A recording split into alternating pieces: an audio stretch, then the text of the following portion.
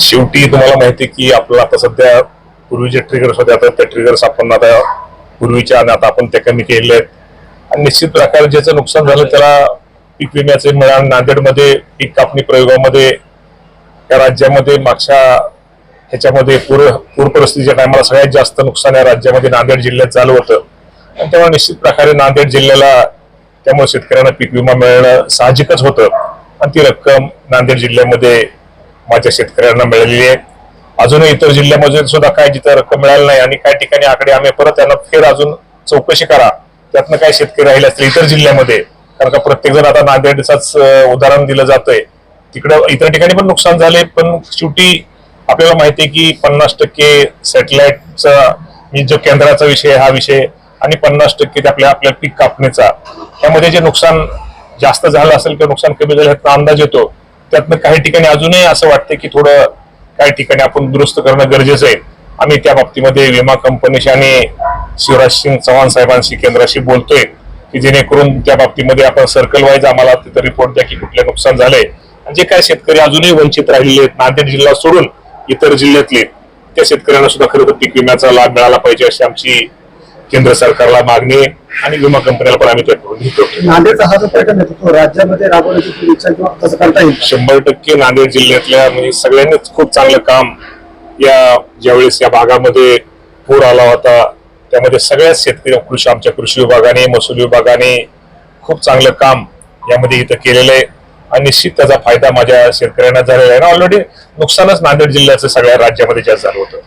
हिंगोली परभणीला मोठं नुकसान झालं होतं, त्या प्रवृत्तीमध्ये विमा मिळाला नाही, म्हणजे यासाठी सगळे या बाबतीमध्ये नाही या बाबतीमध्ये आम्ही निश्चित प्रकारे त्या बाबतीमध्ये चौकशी निश्चित प्रकारे करतोय की आणि त्यांना सर्कल वाईज त्यांचं जे रिपोर्ट आहे विमा कंपनीचे सर्कल वाईज आम्हाला द्या, त्यातनं काय दुरुस्ती करता येतील, त्यातनं काय शेतकरी अजून त्यातनं त्यांना शेतकऱ्याला लाभ मिळेल तो आमचा प्रयत्न आहे.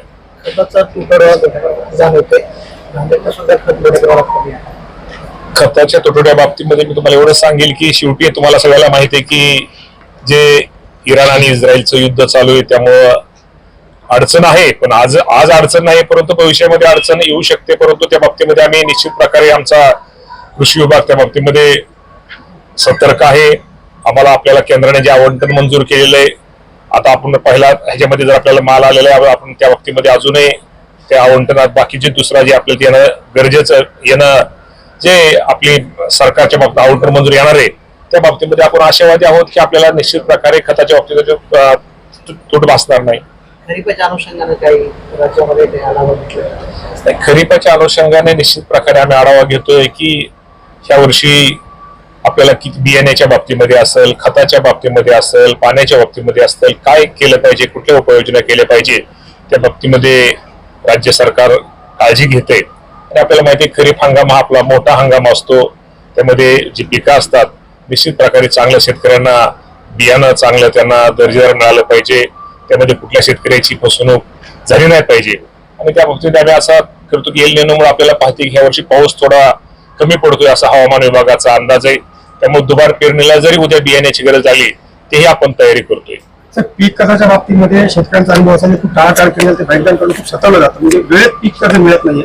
जसं पेरीचा हंगाम असं पीक कर्जाच्या बाबतीमध्ये असं जर कोणी चुकीचं मला वाटतं सहकारी बँक तर पीक कर्जाच्या बाबतीमध्ये नंबर 1लाच असते आणि त्या बाबतीत आपण राष्ट्रीयकृत बँकेच्या बाबतीत असं जर कोणी शेतकऱ्याच्या बाबतीमध्ये जर पीक कर्ज द्यायला जर टाळटाळ करत असेल तर नक्की त्याच्यावरती आम्ही कारवाई करू. युगेंद्र पवार असं म्हटले की राष्ट्रवादी विरुद्ध राष्ट्रवादी येऊ नये आणि पवार दादांची इच्छा होती की दोन्ही राष्ट्रवादी एकत्र आले पाहिजे आणि ते येतील, पण या संदर्भातला निर्णय जे आहे ते वरिष्ठ घेतील. तुम्हाला काय वाटतं? आता या बाबतीमध्ये आमच्या प्रमुख सुनेत्रा वहिनी पवार आहेत, या बाबतीमध्ये मी बोलणं उचित नाहीये. या बाबतीमध्ये सुनेत्रा वहिनींना जर आपण या बाबतीमध्ये विचारलं तर बरं होईल. माझ्या वैयक्तिक वाटण्यापेक्षा शेवटी ज्या गोष्टी त्या प्रमुखाने गोष्टी बोलणं गरजेचं आहे. आमच्या लेवलच्या गोष्टी आम्ही बोलणं बरोबर आहे. वरिष्ठांच्या निर्णयात जो असतो तो वरिष्ठांचा निर्णय असतो. त्यांच्या निर्णयात आम्ही आमच्यासारख्याने जास्त बोलून कुठेतरी तुमच्या समोर येऊन काहीतरी ब्रेकिंग न्यूज देऊ नये. शेतकरी नेते बच्चू कडूंचा पक्ष शिवसेनेमध्ये काय वाटतं? बच्चू कडू आमचे मित्र आहेत, आनंद आहे. महायुतीमध्ये बच्चू भाऊ सारखा अनुभवी नेत्याचा निश्चित आम्हा सर्वांना सरकारला त्यांच्या अनुभवाचा त्यांच्या कामाचा फायदा होईल. त्यांच्यावर कारवाई होणार होती म्हणून ते तिकडे शिंदेकडे गेले असे की भाजपच्या आमदारांनी म्हटलं. बच्चू भाऊ कुठलीही कारवाई नव्हती. बच्चू भाऊ हे एक वेगळे लीडर आहेत, डॅशिंग लीडर आहेत. त्यामुळे बच्चू भाऊ हा बच्चू भाऊच आहेत आणि ते आमचे मित्र आहेत. त्यामुळं निश्चित त्यांचा येण्यानं आमच्या माहितीला फायदाच होईल.